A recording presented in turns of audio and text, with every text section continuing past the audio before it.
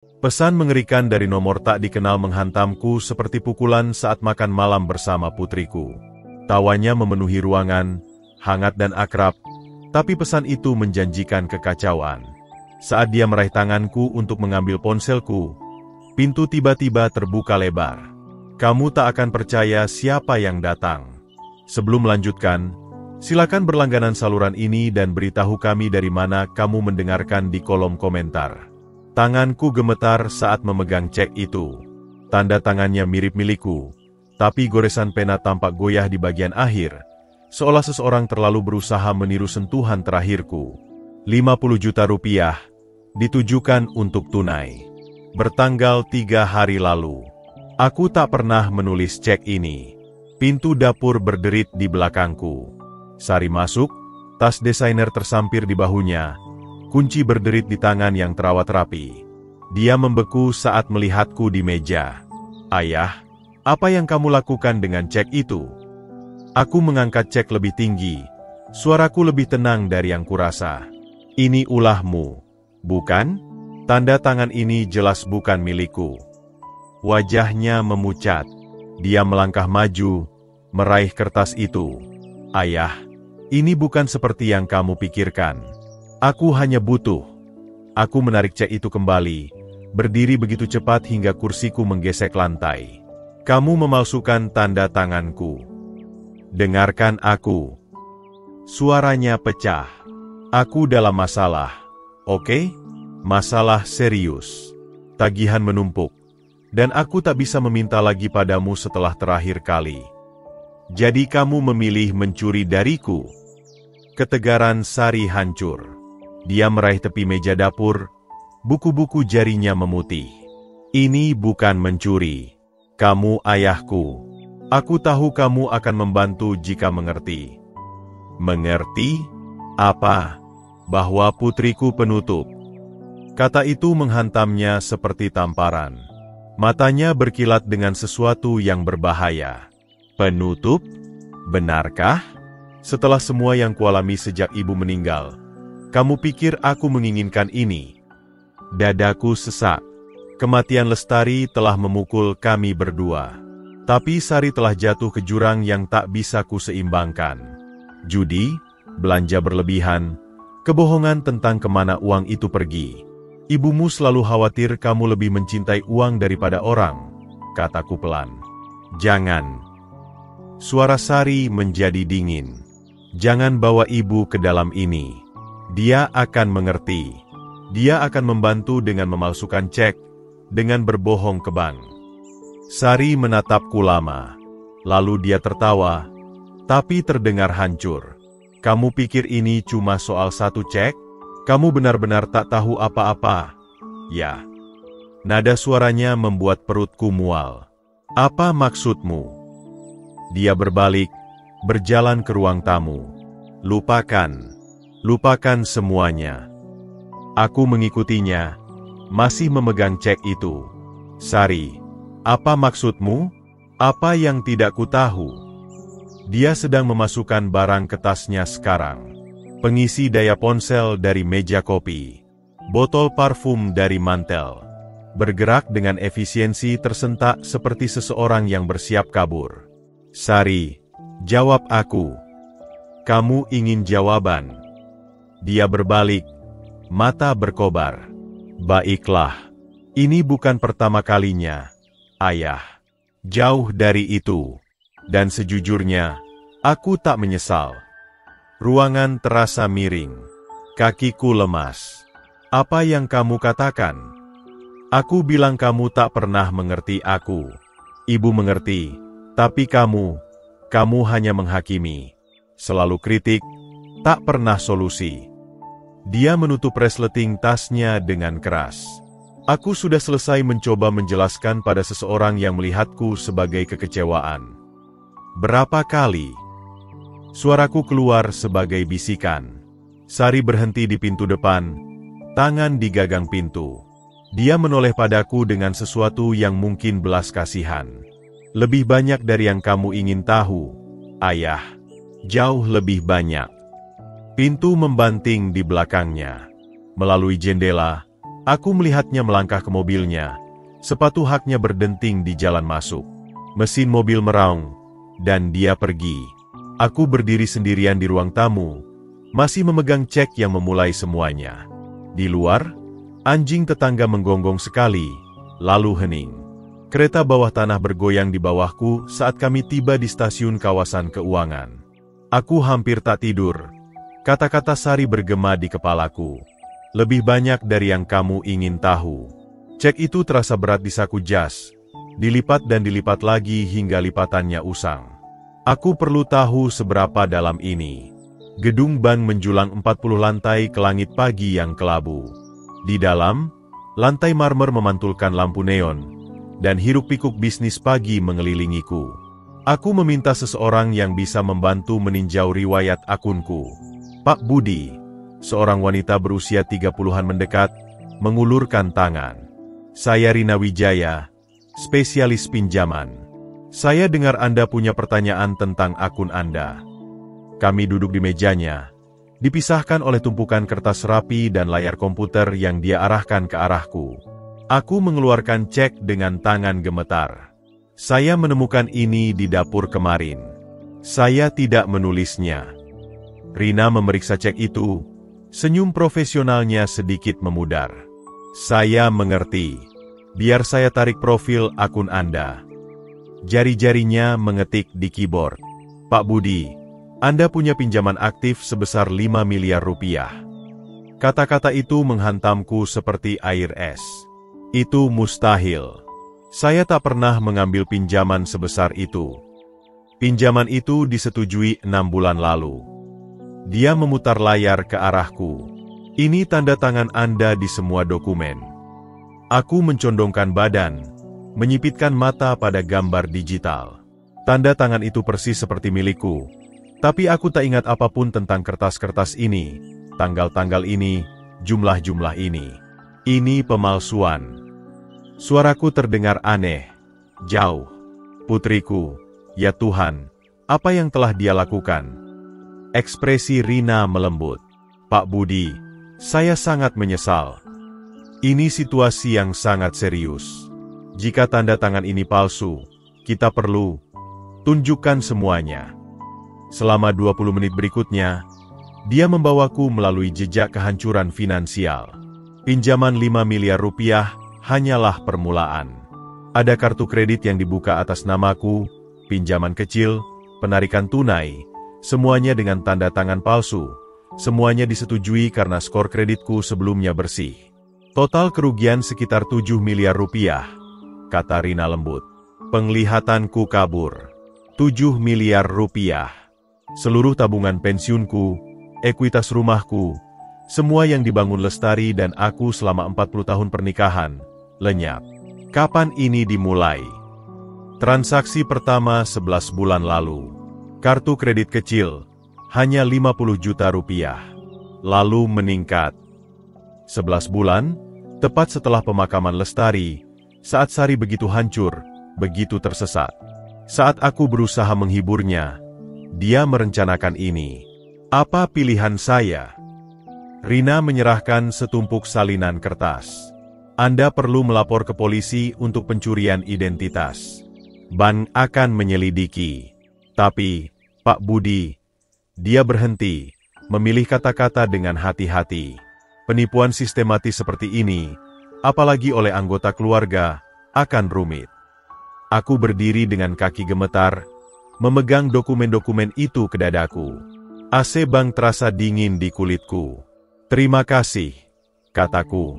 Pak Budi, saya harus memberitahu bahwa beberapa pinjaman ini sudah gagal bayar. Anda akan segera menerima pemberitahuan hukum. Lift ke bawah terasa berlangsung selamanya. Folder manila yang penuh dengan dokumen bank. Kakiku terasa berat, seperti berjalan melalui air dalam. Aku hampir tak tidur setelah Sari menutup telepon padaku. Agus menjawab pada ketukan kedua. Wajahnya yang lapuk segera menunjukkan kekhawatiran. Budi, kamu terlihat buruk. Aku perlu bicara dengan seseorang yang mengerti tentang penutup. Dia melangkah ke samping, mengisyaratkan aku masuk ke dapur kecilnya. Kopi sedang diseduh di meja, mengisi udara dengan kenyamanan yang akrab. Agus selalu menjadi sosok yang stabil.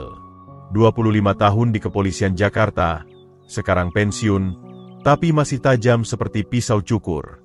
Ada apa? Aku duduk di meja kayunya yang penuh bekas dan membuka folder. Kertas-kertas tumpah seperti tuduhan. Agus, aku tak tahu apa yang harus kulakukan. Dia putriku. Dia menuang 2 cangkir kopi, hitam untuk kami berdua, dan duduk di seberangku. Matanya yang kelabu, yang pernah menginterogasi banyak tersangka, fokus pada dokumen. Ceritakan dari awal. Jadi aku ceritakan. Cek palsu di dapurku, kunjungan ke bank, penemuan mengerikan tentang penipuan sistematis. Agus mendengarkan tanpa menyela, sesekali mengambil kertas untuk memeriksanya lebih dekat. 5 miliar rupiah, katanya akhirnya, meletakkan dokumen pinjaman. Budi, ini kejahatan serius. Ini bukan mencuri di toko atau menulis cek buruk. Tapi aku tak bisa memasukkan anakku sendiri ke penjara. Agus bersandar di kursinya, mempelajariku dengan kesabaran seseorang yang telah mendengar segala jenis tragedi keluarga yang bisa dibayangkan. Dan dia bisa menghancurkanmu secara finansial. Sudahkah kamu memikirkan itu? Aku telah memikirkannya sepanjang malam, terbaring di tempat tidur menatap langit-langit tempat lestari dan aku dulu merencanakan masa depan bersama. Beri aku sedikit waktu lagi. Mungkin dia akan sadar. Waktu untuk apa? Untuk memalsukan lebih banyak tanda tangan? Untuk memperbaiki ini entah bagaimana. Agus berdiri, berjalan ke jendela dapur yang menghadap ke jalan Jakarta yang sama tempat kami tinggal selama puluhan tahun. Budi, dari pengalamanku, orang yang melakukan penipuan sebesar ini tidak tiba-tiba mendapatkan hati nurani. Dia bukan penutup jalanan. Dia putriku. Yang mencuri 7 miliar rupiah darimu. Dia berbalik menghadapku. Keluarga atau bukan, itu penipuan berat. Beberapa tuduhan. Aku melihatnya mengatur kertas-kertas menjadi tumpukan rapi. Naluri polisinya mengambil alih. Dokumen demi dokumen, dia sedang membangun kasus, mungkin tanpa menyadarinya. Apa yang akan kamu lakukan? Tanyaku. Jika ini anakku. Agus duduk kembali, ekspresinya sedikit melembut. Aku ingin percaya mereka bisa berubah, juga. Tapi aku juga akan melindungi diriku sendiri. Bagaimana?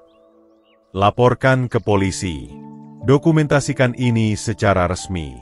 Bahkan jika kamu tidak menekan tuduhan segera, kamu perlu perlindungan hukum. Pikiran untuk pergi ke kantor polisi, memberitahu orang asing bahwa putriku adalah pencuri, membuat perutku mual. Aku tak bisa. Belum. Agus mengangguk pelan, tapi aku menangkap sesuatu di ekspresinya. Perhitungan cepat, jenis tatapan yang biasa dia gunakan saat merencanakan pendekatan untuk kasus sulit. Baiklah, katanya. Tapi Budi, janji padaku sesuatu. Jangan biarkan dia membujukmu melakukan sesuatu yang bodoh. Jangan tanda tangani apapun. Jangan beri dia akses ke akun lagi. Aku tidak akan. Dan simpan dokumen ini dengan aman. Dia menunjuk kertas-kertas itu. Itu satu-satunya buktimu. Aku mengumpulkan semuanya kembali ke folder. Tiba-tiba kelelahan. Agus mengantarku ke pintu. Tangannya berat di bahuku. Kamu ayah yang baik, katanya. Tapi terkadang ayah yang baik harus membuat pilihan sulit.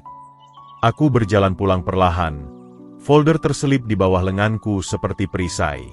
Di belakangku, aku tak melihat Agus kembali ke dapurnya. Tak melihatnya mengambil ponselnya. Tak melihat ekspresi tegas yang melintas di wajahnya yang lapuk. Beberapa pilihan, aku akan segera belajar, dibuat untukmu. 3 hari berlalu dalam diam. Aku menunggu di dekat ponsel, berharap Sari akan menelepon dengan penjelasan, permintaan maaf, tanda bahwa putri yang kubesarkan masih ada di dalam orang asing yang menutup telepon padaku. Pada Kamis malam, saat aku duduk memainkan makan malam microwave, ponselku berdering. Nama Sari menyala di layar. Hai, ayah. Suaranya benar-benar berbeda. Lembut, ragu-ragu, hampir malu. Aku sudah memikirkan percakapan terakhir kita. Aku hampir menjatuhkan ponsel. Aku tak menyangka mendengar darimu. Aku tahu, dan aku minta maaf untuk itu. Aku marah dan takut, dan aku bilang hal-hal yang tak kumaksud. Dia berhenti, dan aku bisa mendengarnya menarik napas gemetar. Aku banyak introspeksi beberapa hari ini.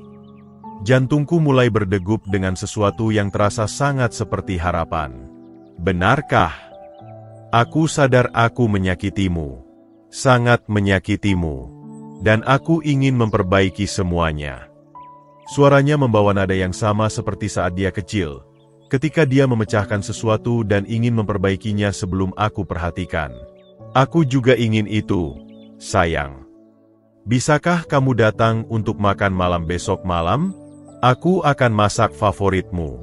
Semur daging dengan wortel yang selalu kamu sukai saat ibu membuatnya. Air mata menggigit mataku. Semur lestari. Sari tak memasaknya sejak pemakaman. Tentu saja, aku tahu kamu akhirnya akan mengerti. Aku mengerti. Dan ayah, bawa semua kertas dari bank itu. Kita akan menelusuri semuanya bersama dan mencari cara untuk memperbaiki kekacauan ini. Kelegaan yang membanjiriku begitu kuat hingga aku harus duduk. Benarkah? Kamu serius? Aku serius. Jam 7 besok. Oke. Oke. Dan ayah? Ya. Aku mencintaimu. Aku tahu aku tak cukup sering mengatakannya, tapi aku mencintaimu. Setelah dia menutup telepon, aku duduk di dapurku, tersenyum seperti orang bodoh. Sari yang meneleponku adalah Sari yang kuingat. Penuh perhatian, menyesal, siap bertanggung jawab. Wanita keras dari percakapan sebelumnya pasti sedang ketakutan. Panik karena ketahuan. Orang bisa berubah, terutama saat mereka menyadari betapa banyak yang mereka pertaruhkan. Aku menghabiskan hari berikutnya merencanakan apa yang akan kukatakan. Bagaimana kami akan bekerja sama menyelesaikan kekacauan finansial. Mungkin dia bisa mendapatkan pinjaman dari perusahaannya, atau kami bisa membuat rencana pembayaran dengan bank. Yang penting, kami akan menghadapinya bersama sebagai keluarga. Pukul 18.30, aku memasukkan folder Manila ke mobilku dan berkendara menuju Jakarta Pusat. Lalu lintas ringan, dan aku menemukan parkir tepat di luar gedung Sari. Semuanya seolah jatuh ke tempatnya. Saat aku naik lift ke lantainya, aku mendapati diriku bersenandung, sesuatu yang tak kulakukan sejak Lestari meninggal. Bau semur daging menghantamku begitu Sari membuka pintu. Dan untuk sesaat, rasanya seperti melangkah kembali ke masa lalu.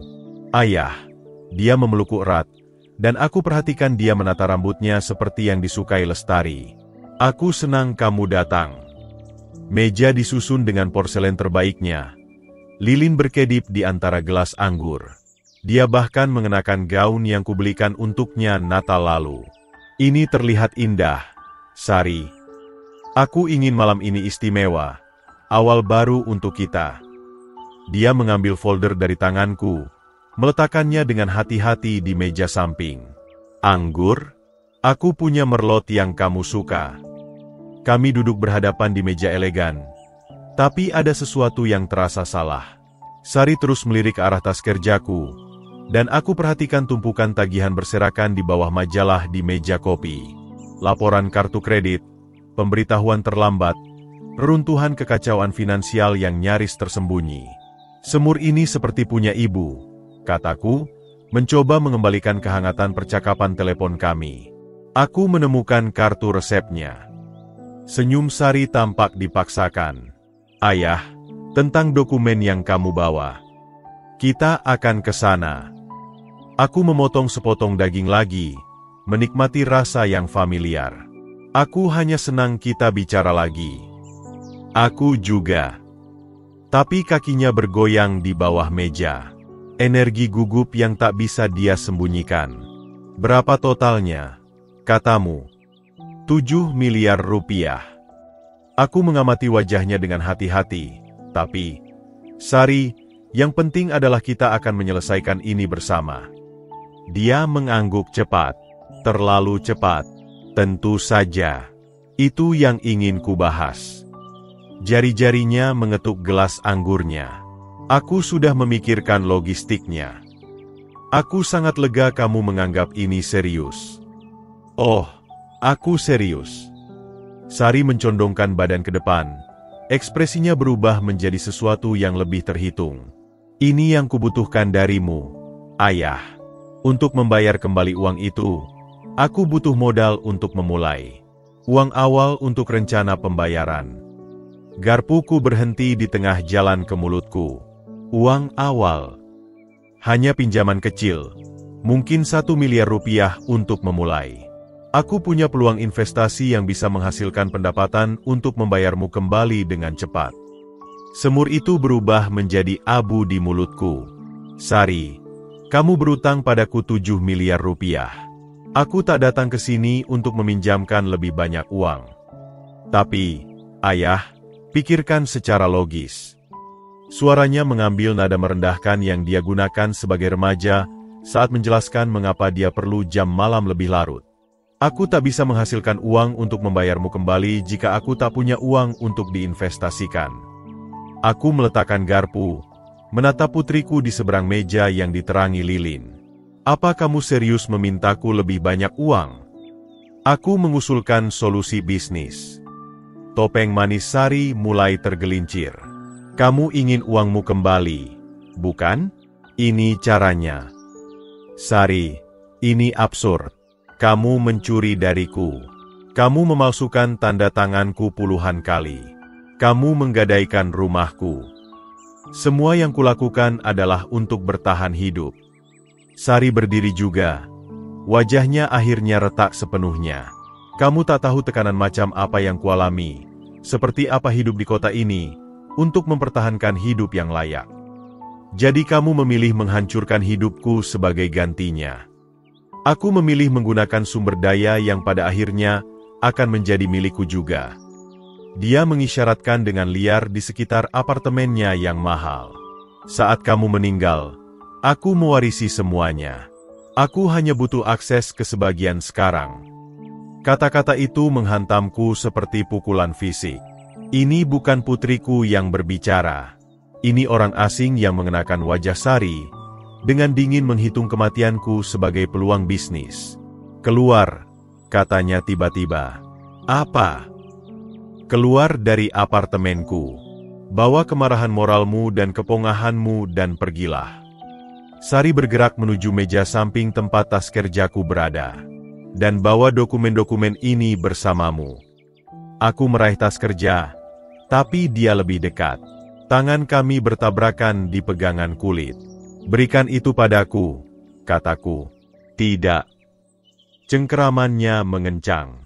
Aku pikir aku akan menyimpan ini. Kami berdiri di sana, keduanya memegang tas kerja. Wajah kami hanya beberapa inci jauhnya. Di matanya, aku tak melihat apapun dari gadis kecil yang dulu meminta cerita sebelum tidur. Hanya perhitungan dingin dan kemarahan yang nyaris terkendali. Ponselku bergetar di sakuku. Petugas polisi bergerak melalui apartemen Sari dengan presisi metodis. Kamera mereka berkedip saat mendokumentasikan setiap dokumen yang berserakan.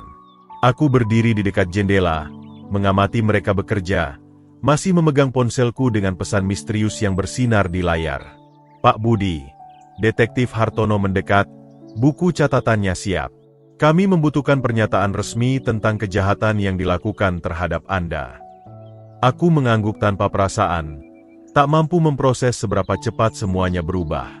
1 jam lalu, aku masih berharap untuk berdamai dengan putriku. Sekarang dia diborgol, dan orang asing memotret bukti pengkhianatannya. Dokumen-dokumen ini akan menjadi bukti dalam penuntutan, jelas Hartono, dengan hati-hati memasukkan setiap kertas ke dalam kantong. Asli dengan tanda tangan palsu sangat penting. Apakah saya harus bersaksi di pengadilan? Kemungkinan besar, ya. Kesaksian Anda akan krusial untuk menetapkan garis waktu dan tingkat penipuan. Dia berhenti, mempelajari wajahku. Apa Anda baik-baik saja, Pak? Ini malam yang traumatis. Traumatis terasa seperti pernyataan yang terlalu lembut. Detektif, bagaimana Anda tahu untuk datang ke sini malam ini? Bagaimana Anda tahu tentang makan malam? Waktunya. Hartono bertukar pandang dengan rekannya, lalu tersenyum tipis. Anda punya teman yang sangat peduli, Pak Budi. Seseorang melaporkan tip tentang penipuan finansial yang sedang berlangsung dan menyarankan malam ini akan menjadi waktu yang tepat untuk melakukan penangkapan. Tanganku gemetar saat implikasinya menghantamku. Teman? Seseorang dengan pengalaman penegakan hukum. Mereka telah melakukan investigasi sendiri dan merasa saatnya untuk intervensi resmi. Hartono menyerahkan kartu namanya. Mereka berkoordinasi dengan kami untuk memastikan semuanya ditangani dengan benar. Agus. Pasti Agus. 20 menit kemudian, aku duduk di belakang taksi. Gedung apartemen Sari mengecil di belakang. Saat kami menuju Jakarta Selatan. Sopir mencoba mengobrol tentang cuaca, tapi aku tak bisa fokus pada apapun kecuali Wahyu yang menetap di dadaku seperti batu. Teman tertuaku telah mengatur penangkapan putriku. Kembali ke rumah, aku duduk di ruang tamu, dikelilingi oleh foto keluarga yang sama yang kulihat pagi ini saat aku penuh harapan tentang rekonsiliasi. Wajah Lestari tersenyum padaku dari mantel, dan aku bertanya-tanya apa yang akan dia pikirkan tentang peristiwa malam ini. Apakah dia akan bangga bahwa keadilan telah ditegakkan? Hancur karena putri kami di penjara. Bersyukur bahwa Agus telah melindungiku saat aku tak bisa melindungi diri sendiri. Aku mengambil ponselku, menggulir ke kontak Agus. Jariku melayang di atas tombol panggil. Seperti saat aku pertama kali memutuskan untuk menghadapi Sari tentang cek palsu. Itu terasa seperti seumur hidup yang lalu. SMS misterius masih ada di layar. Nyalakan kamera. Sekarang akan ada pertunjukan. Sekarang masuk akal. Agus ingin bukti video dari pengakuan Sari. Tuntutannya untuk lebih banyak uang, ketidakpeduliannya yang lengkap. Dia telah mengatur semuanya. Aku menekan nomor Agus dan mendengarnya berdering. Agus, kamu yang mengatur penangkapan, bukan? Tak ada keraguan dalam suaranya. Ya, saya yang melakukannya. Saya meneleponnya jam 8 pagi setelah malam tanpa tidur menatap langit-langit. Pengakuannya yang langsung masih menghantamku seperti pukulan fisik. Meskipun aku tahu itu benar. Budi, kamu tak akan pernah bisa melakukan ini sendiri, lanjutnya dengan tenang. Kamu terlalu mencintainya untuk melihat dengan jernih. Sudah berapa lama kamu merencanakan ini? Sejak hari kamu meninggalkan apartemenku. Aku bisa melihat kamu tak akan pernah menekan tuduhan, tak akan melindungi dirimu sendiri, jadi aku memutuskan untuk melindungimu. Suara Agus membawa otoritas tenang yang sama yang dia gunakan selama hari-hari kepolisiannya. Aku mengikutinya selama 3 hari. Kamu mengikuti Sari. Dia bertemu dengan calon korban lain, Budi. Kebanyakan pria lanjut usia. Dia sudah bekerja pada target berikutnya sambil memanipulasimu untuk lebih banyak uang. Kertas-kertas berdesir di ujungnya. Aku mendokumentasikan semuanya. Pertemuan, lokasi, pola perilaku. Cangkir kopiku terlupakan di meja dapur. Semakin dingin. Sementara Agus menjelaskan bagaimana dia menghabiskan hari-hari itu mengumpulkan bukti seperti detektif yang selalu dia jalani. Aku menghubungi detektif Hartono pada hari Selasa. Kolega lama saya, orang baik. Menunjukkan dokumen yang kamu berikan padaku, ditambah foto pengawasan saya. Mereka sudah mencari seseorang yang cocok dengan profil Sari. SMS tadi malam, itu kamu. Aku butuh bukti video dari dia yang menuntut lebih banyak uang darimu. Bukti bahwa dia tak berniat memberikan ganti rugi. Agus berhenti. Aku mengawasi dari seberang jalan, Budi. Saat aku melihat dia meraih tas kerjamu, melihat argumen meningkat, aku mengirim pesan dan memanggil Hartono. Aku berjalan ke jendela, melihat ke jalan Jakarta yang tenang tempat Agus dan aku menjadi tetangga selama 20 tahun. Kamu bisa saja memberitahuku. Tidak, aku tidak bisa. Kamu akan mencoba menghentikanku atau memperingatkannya, atau menemukan cara untuk menyabotase perlindunganmu sendiri. Nadanya sedikit melembut. Teman melindungi satu sama lain, bahkan jika itu menyakitkan. Dia akan masuk penjara. Dia pantas masuk penjara. Budi, jika aku tak bertindak, kamu akan bangkrut dalam setahun. Dia mengurasmu dan beralih ke korban lain. Berapa banyak orang tua yang harus menderita karena kamu tak bisa menghadapi kebenaran tentang putrimu? Kata-kata itu menyakitkan karena akurat. Aku akan terus berharap, terus percaya dia bisa berubah, hingga dia menghancurkanku sepenuhnya. Apa yang terjadi sekarang? Sekarang kamu bersaksi saat waktunya tiba.